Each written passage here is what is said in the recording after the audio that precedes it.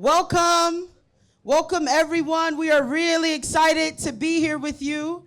I'm looking forward to meeting many of you, so I say in advance, welcome friends, guests, and comrades.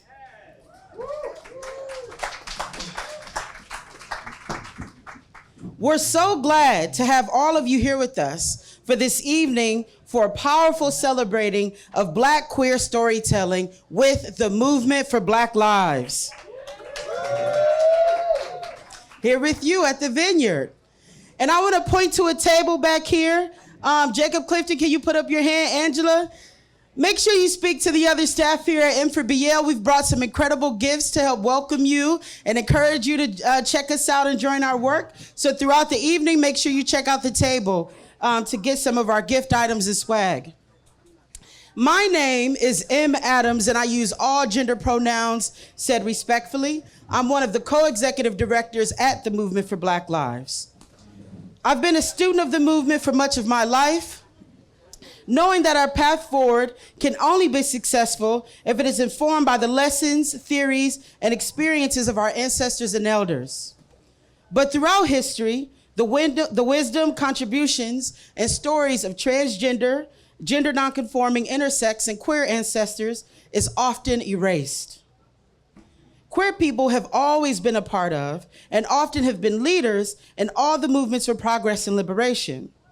Our contributions highlight the best aspects of the queer community, our bold courage, resilience, joy, and our radical creativity that refuses to be confined by society's expectations. It is the work of Black queer creatives that has challenged us throughout time to expand our vision of what is possible. And I want to tell you just a little bit about M4BL, Movement for Black Lives. M4BL is a Black queer feminist organization, and we are proud to say it. And what we mean by that, yeah, right on. And what we mean by that is we are seeking to create a pro-Black world where all forms of oppression are ended. We believe in creating a world for Black people where all aspects of your identity are welcome, nurtured, and valued. So we are fighting for racial liberation, gender liberation, liberation as it relates to disability, socioeconomic status, immigration, and many other aspects of our identity. We are abolitionists, which means we are seeking to end all forms of harm against our people and instead replace them by institutions, structures, and systems that support and value Black life. And we are also anti-capitalist, which means we believe in creating economic systems that are based in the needs of people and not focusing on profit. Instead, we want to focus on what the needs of people and the planet are. Our movement was birthed out of radical organizing and a resistance from the Ferguson uprising. And today is an important day and a historic day for many of us. 10 years ago today, Michael Brown Jr. was murdered by the police in Ferguson, Missouri, which sparked a wave of resistance around the world. And it is that energy and that resistance which has sparked and created our formation, the Movement for Black Lives. And we mourn him today. We mourn him on this 10-year anniversary. We mourn him and many others who've been taken from us. But we are revolutionaries, so we do more than mourn. We honor, and we honor through taking action to create the world that we deserve. And so we're really excited to invite some of the best and boldest of queer, trans, intersex, radical leadership that is shaping and visioning what the world is that we deserve.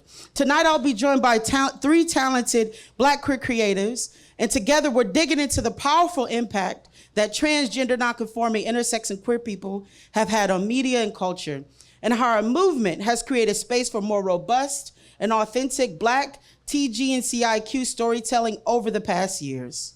I'm excited to learn from them with you all tonight. So let's get started with our brilliant moderator.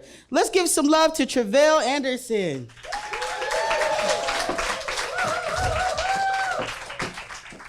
And I'm gonna tell you just a little bit about Tre'vell's incredible work and brilliance. They, pronouns they, them, are an award-winning journalist, a noted podcast host, and an authoress doing world-changing work around society and culture. Named to Out Magazine's 2023 list of the 100 most impactful LGBTQ people, and the Roots 2020 list of the 100 most influenced African Americans. They have dedicated their career to centering those in the margins, gray spaces, and the intersections of life. Tre'vell co-hosts Crooked Media's daily news podcast, What a Day, and is the founder and chief imagination officer of the social curation and media production house, Slazon. They are also the authoress of We See Each Other, a Black trans journey through TV and film, and co-authoress of the NAACP award-winning Historically Black Phrases from I Ain't One of Your Little Friends to Who All Gonna Be There. I'm so honored to have you. Thank you. Thank you so much. Thank you, thank you, thank you. How y'all doing? All right, praise the Lord. I like an audience that talks back. All right. I'm so honored to be your moderator today for this celebration of Black queer excellence. I'm going to introduce our two panelists, okay? First and foremost, you know her, you love her. She's a writer, an activist, an author. Her book, okay, The Risk It Takes to Bloom on Life and Liberation is available now wherever you get fabulous books, okay? Please help me welcome Raquel Willis. And then we also have with us Tashira Halyard. She's a reformed attorney, a multi-platform content creator and activist, a graduate of Georgetown University Law School. Oh, y'all didn't respond. Georgetown University Law School. Did you go to law school? I didn't. Okay, please give it up for Tashira Halyard, y'all. Well, this is what you get for inviting me, Chelsea. Again, thank you all so much for being here. Thank you two for being here. We are here to celebrate the contributions of Black, queer, and trans folks to culture, to movement work. To get us started, I'd love to first throw out some of your favorite examples of Black, trans, GNC, intersex, queer people, right, who've had a pivotal role, particularly in this last decade, right, in terms of how we see ourselves, you know, in culture and beyond. Wow. First off, thank you for having us here. And also, you can tell we got Southern roots because we all brought our purses on stage. But to answer your question, I mean, there's been so much of a shift in representation for Black, queer, and trans folks. I mean, we have to give it up to Laverne Cox, of course, for breaking the door open for so many folks. Shout out to Janet Mock, right, for paving a way and publishing for folks like us to be able to share our narratives in authentic ways. And also, I mean, I think that we also don't give enough love to our social media icons. I mean, you know, we love T.S. Madison, right? Yeah. You know, yeah. She's spicy, but she really laid the foundation for trans people to be vocal on the internet in all of our complexity, nuance, and messiness. And so I love her for that. And then people like Amaya Scott, right, who also, you know, paved the way in acting, but was, you know, the on the mood board for a lot of folks. We'll just say that. So I have a lot of love for all of those figures, for sure. Tashira?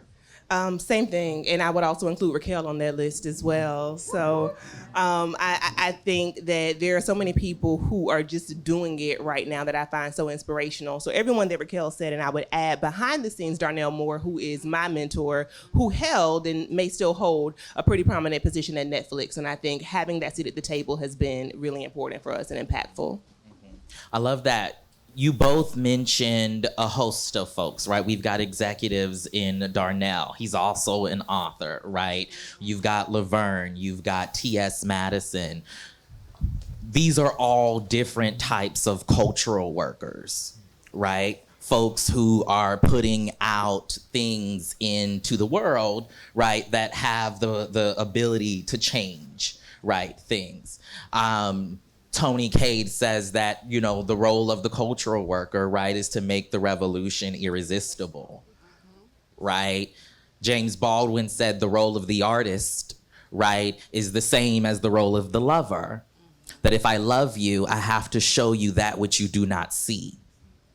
In what ways do you think art and culture can be a tool, right, in movement work, a tool for activists? Okay. Yeah, I mean, we have to look at media as one of the first locations for us to see ourselves, but also to see what the world thinks of us. I mean, we've had a lot of discussions around some of those earliest experiences of seeing Black queerness and transness on the screen in the 90s, right? You know, it was like in living color sketches like Men on Film, right? It's like Martin Ash Shanae, you know, you can read about all of these portrayals in Tre'vell's book, We See Each Other. But that's how media can be used violently, whether people intend to use it that way or not, right? So I think it's important for us to understand that we have to be using all of our tools with intentionality. So that's one thing, right? I think when we use media and movement, it's to kind of combat the harm of being erased or combat the harm of negative portrayals. Because most Americans, for instance, as GLAAD tells us, say they don't know a trans person in person, right? So media becomes the gateway for them to see our humanity if they have those narratives and have access to them.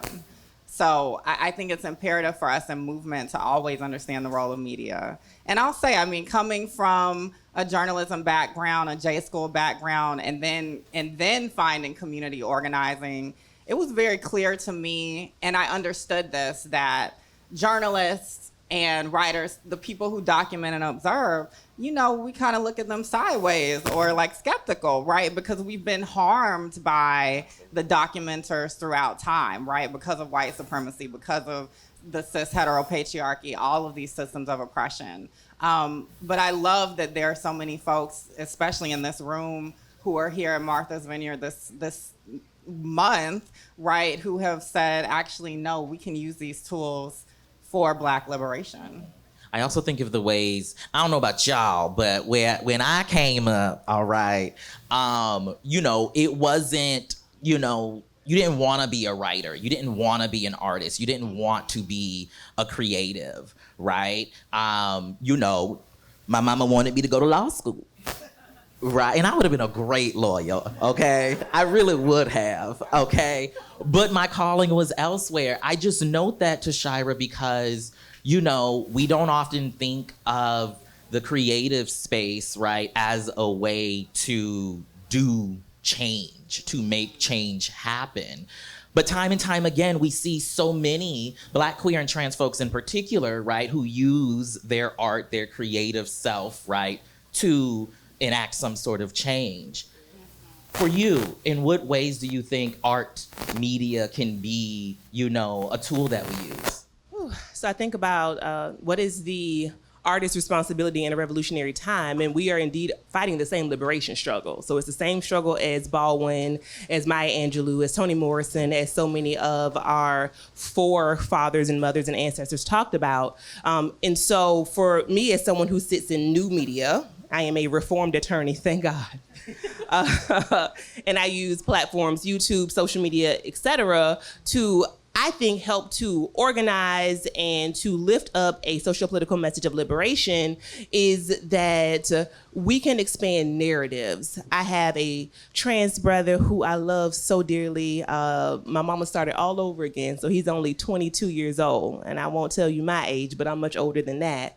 And as he was growing up, it was YouTube. That was the first place that he went to find people who looked like him, who held space for him. And I'm so grateful for that, which is why I try to use my platforms, and I know many others as well. Now, there's organizing to be done for sure, and I'm excited to start some of that work with M4BL, but it doesn't mean that as a platform, as tools of media exist, they are, in my opinion, they can be and should be used for the greater good. And so they are agnostic. It is what we put into them that's the most important. And I think Baldwin taught us best in so much of his work as well about how an artist should be pushing forward a message of liberation. Raquel, could you speak to the ways kind of our current fight for liberation, specifically for, you know, Black, trans, GNC, intersex, queer folks, dovetails with, builds upon, right, the work of, say, the civil rights movement, say, the broader gay rights movement? Yeah, I mean, you know, when you think about the menu of options of social change, right? I think media can serve in kind of that evangelist role, right? Where we can share kind of those beliefs about what the world should look like, how the world can be better for our people. I think, you know, we're up against some mountains of misinformation and just evil, to be honest about it, right? So to your point, yes, social media and media can be a tool for good, but it also can be weaponized against us. And so, I mean, we see it every day on social media.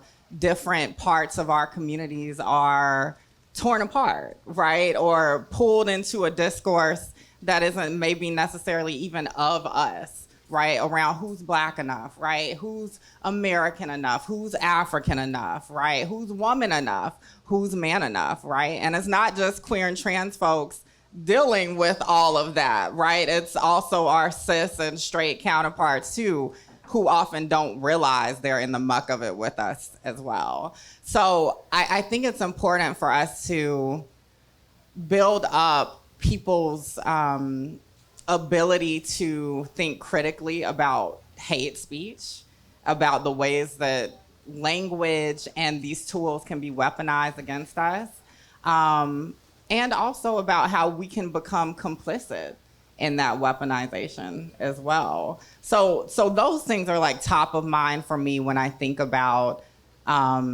media, and I think the opportunities that we have there. And to your point, with social media, everyone, for the most part, has their own video camera, right? They have their own kind of soapbox to stand on. I mean, that's the foundation of the movement for Black lives in this current era, right? Is that we actually were able to take the tools and document for ourselves and actually say, hey, this is what's happening. And of course, we also know that that is happening again in this moment, right? Of course, with what's happening to our Palestinian fam, right? So it's also important for us to understand how these tools have liberated us in some ways, but also how they are liberating others and how all of that is connected together. And if I could just follow up about the art piece as well, I think about movements throughout history, and one thing I know is consistent is creativity and the role of what you said, those cultural workers. It is oftentimes, it is the artist, it is the creative, it is the media, it is the person that's going forward and actually laying the case in a way that is much more palatable and digestible. It, for me, is such a dynamic tool for organizing that is necessary and continuously, not just here in this country, for our Black liberation, but around the world. What would you all say are some of the challenges, right, that we face as Black trans folks, as Black queer folks, doing the work, whatever that looks like for you? I'll start with you, Tashira.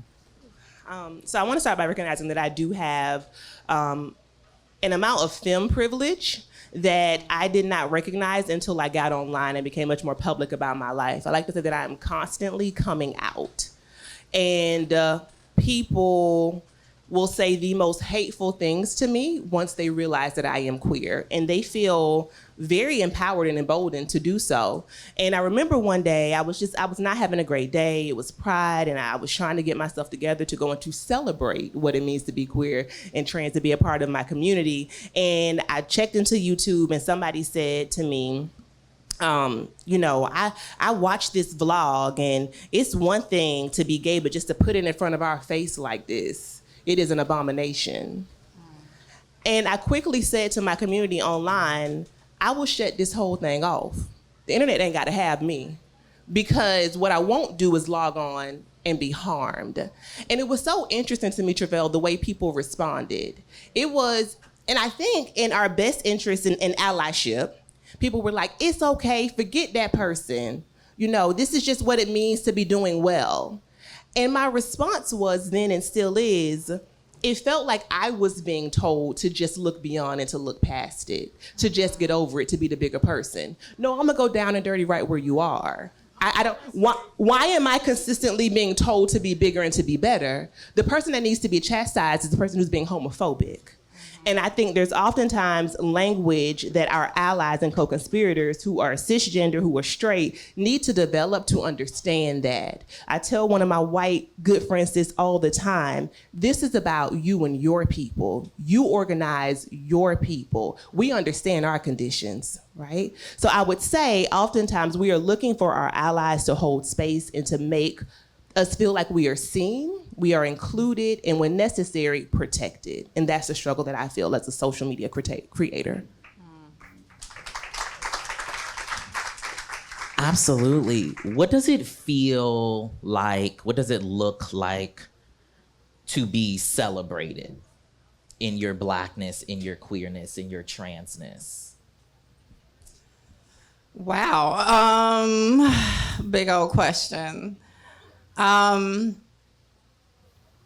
I think it's about just being received as a human, right? That I am a human that can embody all of these things, but also that I'm constantly creating my own unique narrative, right? And so having the space to create that narrative for myself. I think some of the things we internalize really young as Black, queer, and trans folks is that, of course, that we shouldn't exist, right? That who we are is wrong, is an abomination, it needs to be corrected, it needs to be disappeared. But that's like our flavor and our glitter and Little razzle dazzle. our razzle dazzle, right? And it's disheartening when our people try to dim our shine in that way. And so I think what movement gives us the opportunity to do is get some of that light and that shine back, right? Like, that's why I'm grateful for spaces like this where we can trudge through the muck of the trauma and the difficulties and see something better on the other side. So, I mean, that's what it means for me to be seen in my totality, is like to be seen as someone worthy of existing, of being valued, but also someone with promise and potential in a future. Because so many of us are stripped of that in our earliest experiences. And if I can just follow up, I mean, I went through a whole hotep phase. And so it was like, child, incense, anchors, and shea butter. And so I've been at revolutionary tables for quite some time. And I remember being there and being othered consistently because I am queer. And so many negative things being said about Black feminism as well. And the role of Black women, cis, trans, in movement spaces in general was just completely not acknowledged at that time. And if not, demonized outright.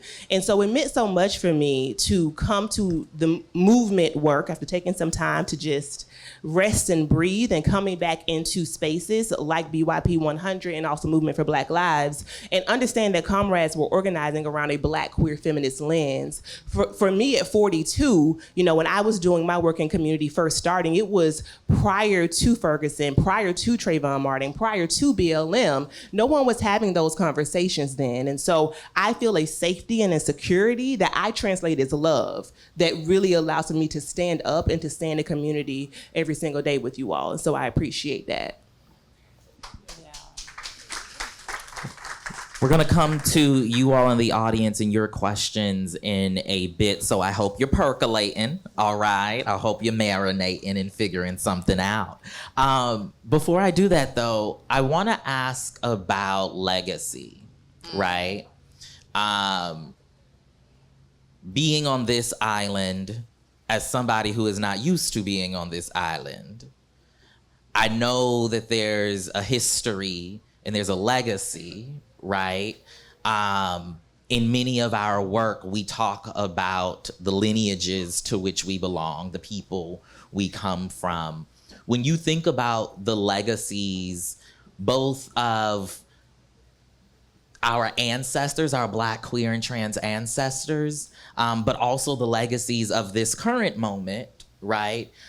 Which is being pushed forward, right? In so many ways, by Black trans people, Black queer people, Black women. What comes to mind when you think of that legacy, that potential lineage? Yeah, I'm often these days asking, who would I have been if I could have been myself from the start?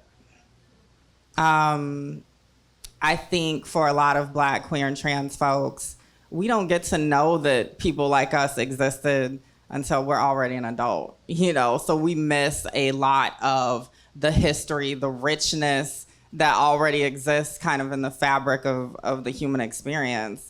And that's a failure. And I think a lot of like the work that we do and so many in this room do is to hopefully leave some breadcrumbs, leave some seedlings for the next folks to come up to get there a bit sooner. And so that's what I'm invested in when I think about legacy. We started this and you were asking about folks in the last 10 years who paved the way, but there's been so many, particularly Black, queer, and trans folks who have left those breadcrumbs that we had to go out and find, right? The Marsha P. Johnsons of the world, the Miss Majors of the world, the Sir Lady Javas of the world, the Crystal LaBeijas of the world, right? The architect of ballroom culture. So I'm grateful for that legacy. I think on the other hand, being a 30-something now, something. I think there's a different way that you start to think about legacy as the decades move by. And I know the other day I was on a panel and someone was in their 40s and they was like, okay, so now I'm gonna talk about 40s. But I imagine that each decade, you start adding some lessons to the legacy if you're blessed. And for me, I think to be in my 30s and start thinking about, okay, well, what am I leaving behind, right?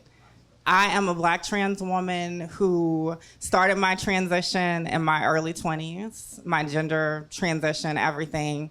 Had to make decisions, right, around my body, all of those things. So I am an infertile woman, a barren woman.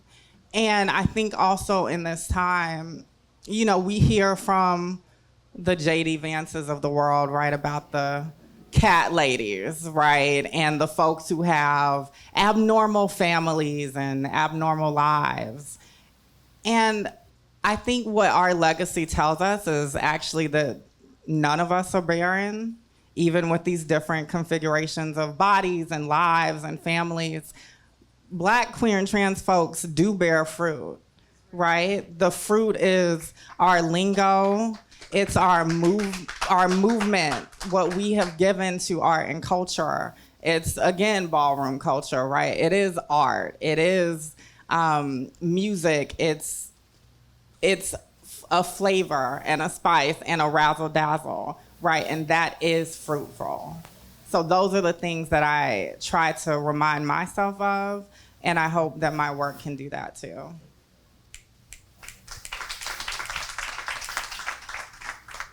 That's so beautiful. I first have to lift up once again ballroom culture because I just think it is such an amazing expression of what it has felt like to be at the intersection of multiple systems of oppression, but at the same time show up as your fullest self and deny the world the opportunity to completely condemn you and confine you.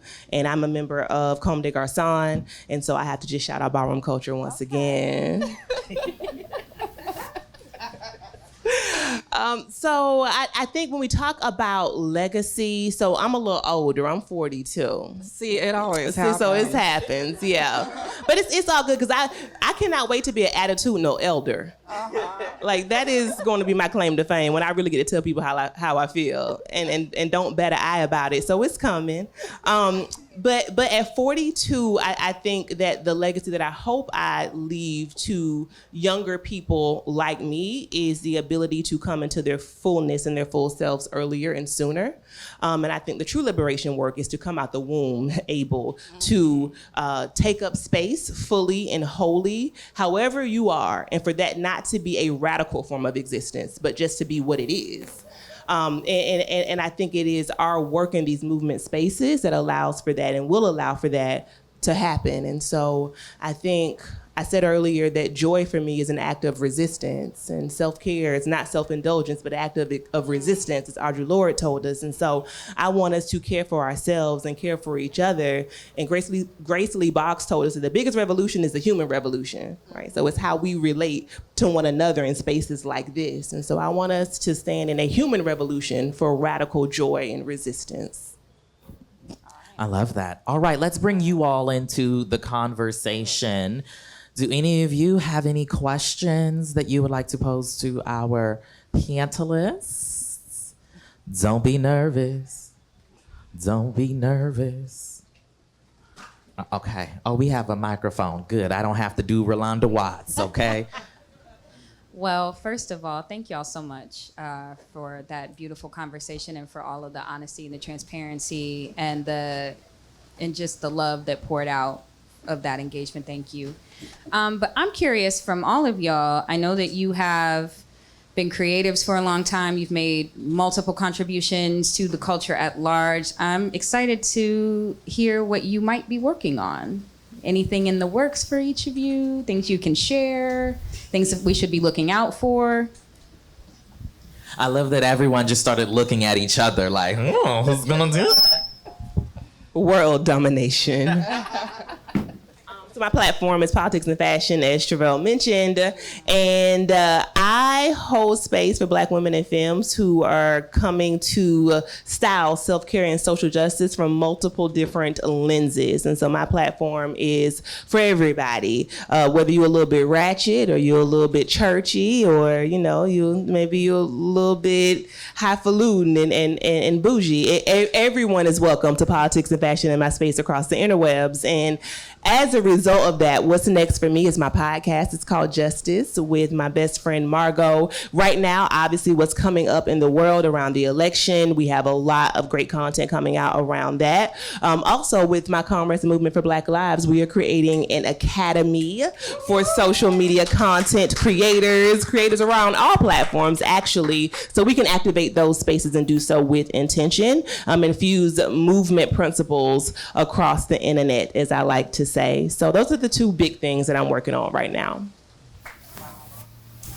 I'm actually working with the crew on a project called Gender Liberation Movement, and we actually have a national march we're planning that's going to be Saturday, September 14th in Washington, D.C. So go to genderlib.com. You can learn about it. We're really trying to bridge the gap around all of our fights for bodily autonomy and self-determination. So the fight for reproductive justice, the fight for abortion access, IVF, and of course, gender-affirming care. So that's a big thing on the horizon. And then I have season 2 of my show, Afterlives, a podcast focused on trans folks we've lost too soon.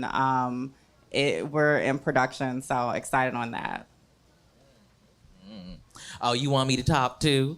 What am I doing? I am currently working on a film criticism salon series called Black Talk that I'm doing out in LA, in which I basically gather fabulous Black people to talk about Black movies. I hope that it is an intervention into the film criticism space, which we know can be very white. And so I'm hoping to do, something that allows us to further uplift our work. And then, as was mentioned earlier, I wrote a little book called Historically Black Phrases, From I Ain't One of Your Little Friends to Who All Gonna Be There. We won the NAACP Image Award earlier this year. Thank you for your applause. So my co-author and I, Jared Hill, we've started a game show called Historically Black Phrases Live that we've been touring across the country, in which we basically honor the uniqueness of our tongue and our culture through this live game show that we've come up with. So historicallyblackphrases.com. All right? Any other questions? Yes, ma'am. We got a microphone coming for you.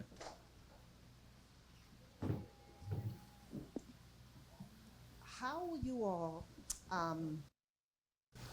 continue the legacy of Bayard Rustin, who's often left out, and our young people really don't know the dynamics he had with the civil rights movement, basically the brainchild of the civil rights movement. And I know there was a book written for elementary age students, but most people have never heard of him. Would either you like to jump in? Okay, I'll jump in only because. So I had the opportunity last year to do a limited series podcast with Netflix for their film Rustin, which is about Bayard Rustin. Coleman Domingo was nominated for the Oscar for playing him. And I think you're absolutely right. Bayard Rustin in particular is someone that, not just to be respectful, not just young people, but our many elders as well don't know this Black gay man, right, who was the, not one of, the mastermind behind the March on Washington, right? And so when we have a conversation about the ways that Black, queer, and trans folks have been erased in this history and in specific movement history, right? He's someone among a number of folks we don't talk about. And so at least for me, I think one of the things I try to do is make sure that we are bringing up those names, right? Those stories that folks should know about, right? Not just invoking the name of, Marsha P. Johnson, but also the name of Ajita Wilson, who was an adult film star, right? Who was also a Jet Beauty of the Week back in the day, a Black trans woman, right? Also invoking the name of Sandra Caldwell, right? A Black trans woman who is acting right now and has been acting in films that you all love for 40 years. Right? Because it is, important for us to make sure, right, that we aren't forgetting those who have paved the ways for us to come here, even as we continue trying to push, I would say, even further, right, than, those ancestors in particular. Anything to add? You ate that. You ate that.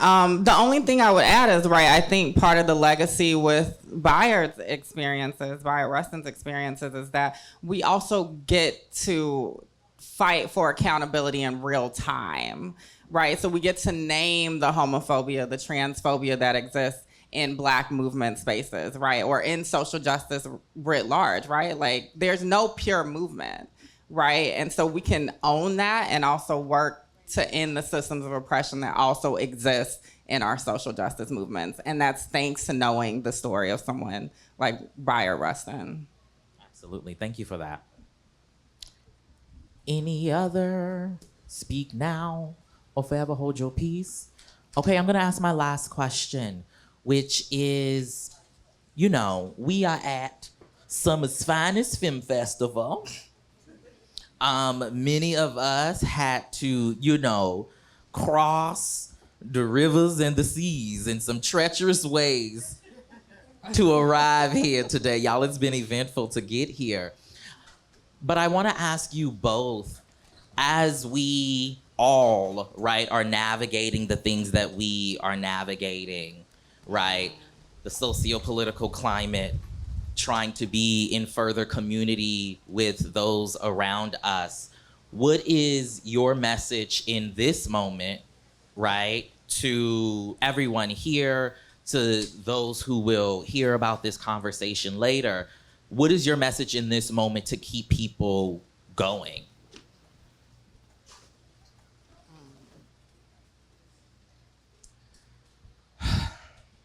That, I think the sigh that I just let out, I didn't mean to, but I think is indicative of the collective breath work and breathing that we all need to do.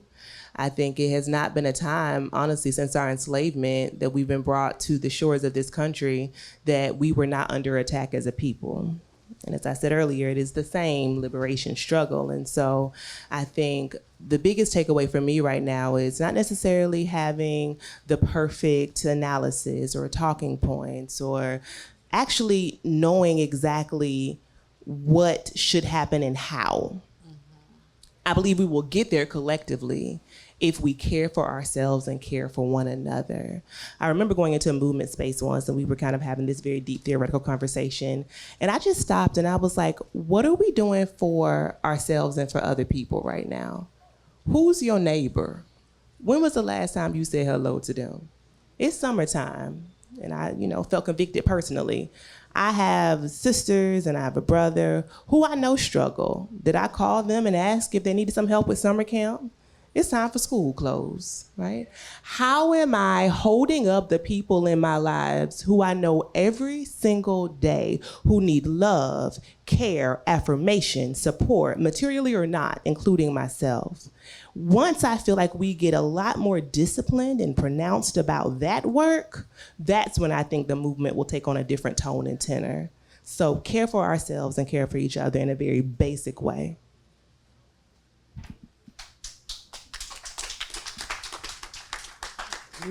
That was it. Cosign.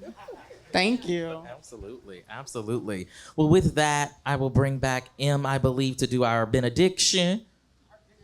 Come on, benediction. Well, listen. I ain't heard that since First Providence Missionary Baptist Church in God's Bartow, Tabernacle, Florida. Church of Deliverance. Okay, not in the vestibule. Come on.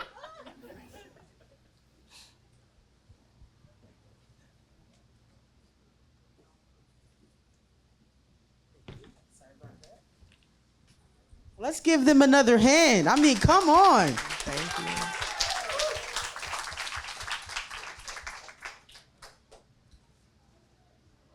So I want to remind folks of the table right back here. Can folks at the table put your hand up?